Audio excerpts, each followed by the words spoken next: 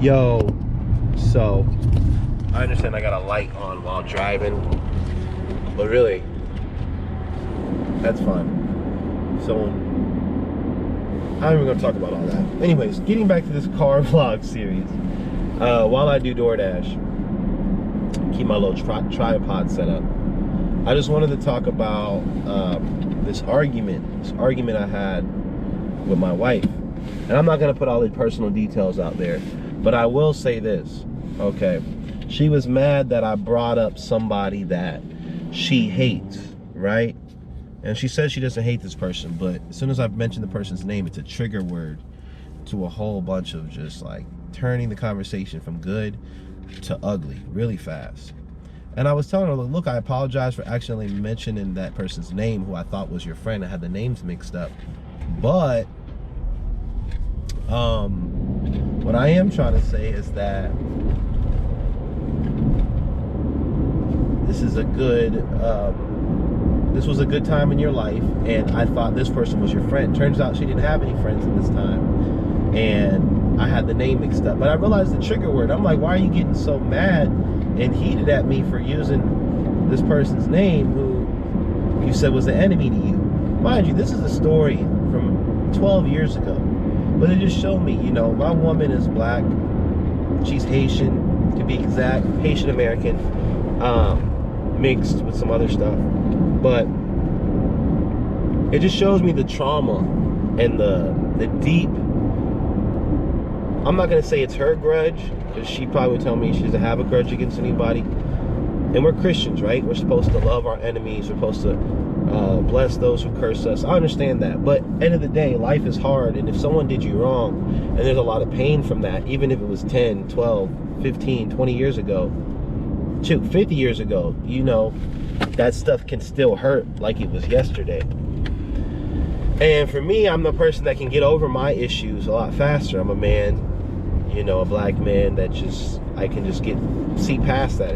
You know, I try to be like Jesus would and move past it. Yeah, I could be upset for a week, a month.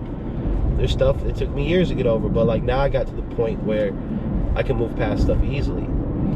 I realize with my wife, that's not the case. And so it starts these arguments, and she'll be just going off on me, being very toxic, and a whole bunch of negative vibes I don't want thrown my way.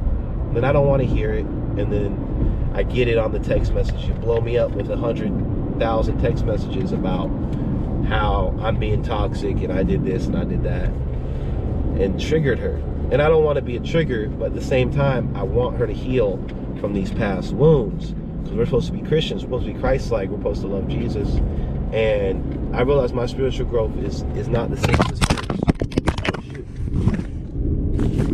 hers. Sorry, my little tripod fell. It's alright, we'll keep this in there. I'm not gonna have to edit this out. But the whole thing is, I realized that my spiritual growth is not the same as hers. We don't see eye to eye on everything, even though we both believe in Jesus. Okay, but my question is, like, I understand bringing up people's names can be trigger words to hurt, but at the same time, I don't want to shy away from conversating with my wife, you know, about whatever topics. And I understand I do mess up with people's names, and I think that really bothers her that I messed up on this name. It stings real bad, and I bring up other people from her past, hoping that she moved past them and can talk about these past things and past people with a loving and open heart. Not to say things were good, but to just be like, yeah, you know, I learned from that, I've grown. Because this is a lot of conversations we have are from a decade ago. And I'm like, how are we here at 31 still upset about things happened a decade ago? I can talk about my things, and really, we can talk about the dark stuff, things that happened to me, but I just come off a lot more lighthearted and have a resolve and forgive those people. But for her, I realize it's not the same. And I know it's not just her. A lot of black women in general, they just don't get along with other girls. And we were talking about girls. You know, these are supposed to be people that were of her past that were girls. And I'm not going to say names. I'm not going to go in personal details. It's not my place to say that. If she wants to talk about that on her own vlog, she can talk about that. But what I'm just saying is that, like, we got to heal. We have to heal. As black people, we got to heal. Black women gotta come together, man. They gotta heal. Black men, we gotta put our pride aside. We gotta come together. We gotta heal. If we don't heal, we're gonna die in our disease. Our disease of lack of community, our disease of lack of resolve, our disease of lack of understanding one another, and to forgive and let go of these things that are cancerous to our hearts. You know, these feelings and these traumas, they happen. Things happen to us. If we're not in that situation today, we should be thankful. And if you are in a situation today, you should be trying to get out of it. But we have to move forward. And I understand it's hard to forget. And I'm not saying we need to forget, but we got to move forward as black people. So I'm using a lot of this argument I have with my wife just to make a PSA and say, like, listen, we got to move forward as black people. Men, we got to step our game up. I shouldn't have to walk a line with my wife on whose name I can and can't say based on what might be her trigger point. I understand as her husband, I need to protect her, love her, nurture her, you know, all these things. But reality is reality, man. If you have someone with your past and it's triggering you, let's get to the bottom of that trigger. Where is that trigger coming from? Let's talk about that, the root of this. You know, and as Christians, let's try to find a resolve. I realize these resolves don't come overnight, and a lot of the things I bring up that are triggered to her, it's just like,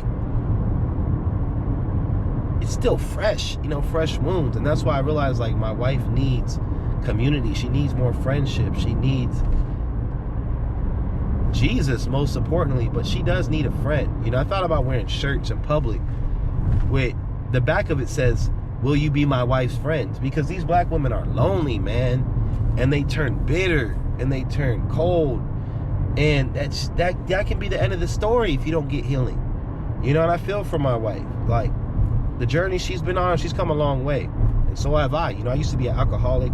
I used to be like all types of things, really bad person, and I'm working on myself and have been. And I know I might be frustrated that she's not on the level I am, but there's just things I have to address. And if I'm upset with her, like, she's not in the car now, obviously, but if I'm upset with her and I have an unresolved argument, I feel like she's over talking me and now disrespecting me, or just like there's just not even a healthy dialogue going back and forth, I walk away from that. I have to go. You know, we were in the car together. I told her she got to go back in the house. I dropped her back home with my daughter, and that was that. And you know, it's like, bruh, my daughter don't need to hear all that, you know, but she does need to understand the reality of, like, yeah, life sucks, your parents been hurt, and we're still trying to get over the trauma. And I realize my wife has a lot more trauma to deal with than me. I have trauma, I have a lot of stuff, but as a man, we can deal with it a lot better.